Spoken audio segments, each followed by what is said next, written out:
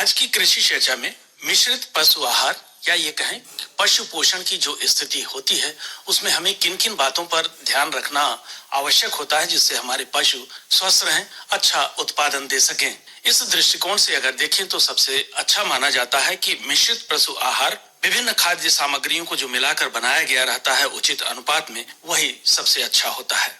मिश्रित पशु आहार मुख्यतः अनाज, चोकर, खलियां, दाल, चूनी, कृषि औद्योगिक सह उत्पादों के साथ साथ खनिज पदार्थों और विटामिनों से मिलकर बनता है। यह पशुओं को जरूरी पोषक तत्व उपलब्ध कराने का सबसे सस्ता स्रोत है और चूरा, गोलियां, मुरमुरा या धनाकार आदि के रूप में भी इसका प्रयोग किया जाए वह बेहतर स्थिति उत्पन्न करता है। मिश्रित पशु आहार बढ़ते बछड़ों बछियों के लिए, वयस्क पशुओं के लिए, सूखे या फिर दुधारू और साथ ही साथ गाभिन पशुओं के लिए संतुलित स्वादिष्ट पोषक आहार के रूप में काम करता है तो अच्छी स्थिति बनती है। इसे निर्धारित मात्रा में बुनियादी आहार के साथ साथ नियमित प्रयोग करने से दुग्ध उत्पादन की लागत को कम किया जा सकता है। हम सब की शुद्ध आय जो है वह भी बढ़ जाती है पशुपालन से। मिश्रित पशु आहार की मात्रा तय करने के लिए यह आवश्यक होता है कि हम उसके शरीर भार यानी पशु का जो शरीर भार है उसके अनुसार अगर हम निर्धारित करें तो बात कुछ अच्छी बनती है। भरण पोषण के लिए यानी जो पशु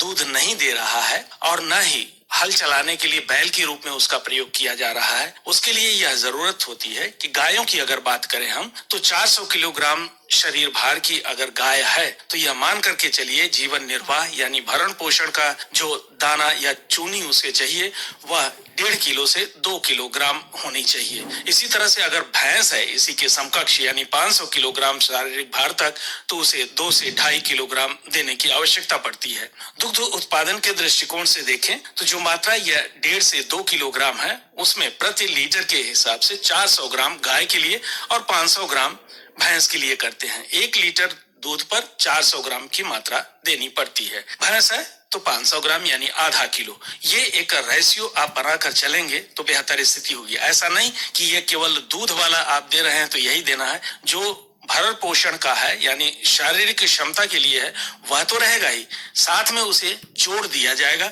तब फिर बेहतर स्थिति होगी। अगर गाभिन है गाय या फिर भैंस तो उसमें 2 किलोग्राम दिया जाता है और अंतिम 2 महीनों में इसे रखा जाता है। साथ ही साथ अगर भैंस है तो उसमें 2 से 2.5 किलोग्राम अंतिम 2 महीनों में जोड़ दिया जाता है। वर्तमान समय में हमारे देश में जो दुधारू पशुओं की स्थिति है उसके लिए 2 प्रकार से हम बांट कर देखते हैं। इसमें टाइप 1 और टाइप 2 अगर नाम देना चाहें या फिर कहें श्रेणी 1, श्रेणी 2 जो भी आपको मन आए उसमें बांट सकते हैं। इसके मिश्रित पशु आहार बनाए जा रहे हैं और ये बाजार में मिल भी रहे हैं, इसलिए अगर आप नहीं इसे बनाना चाहते हैं तो बाजार से खरीद भी सकते हैं। दूध उत्पादन में वृद्धि, विभिन्न क्षेत्रों में खाद्य पदार्थों की उपलब्धता के साथ ही साथ किसानों की पसंद को भी ध्यान में रखते हुए इस समय कई प्रकार के मिश्रित पशु आहार बनाने की आवश्यकता है और एनडीबीबी जो कि आप देखते हैं नेशनल डेयरी डेवलपमेंट बोर्ड है भारत सरकार का, वह विभिन्न प्रकार के मिश्रित पशु आहारों के उपयोग को बढ़ावा दे रही है। जैसे कि बछड़ा बछियों के लिए दाना जिसे कालफिश कहते हैं,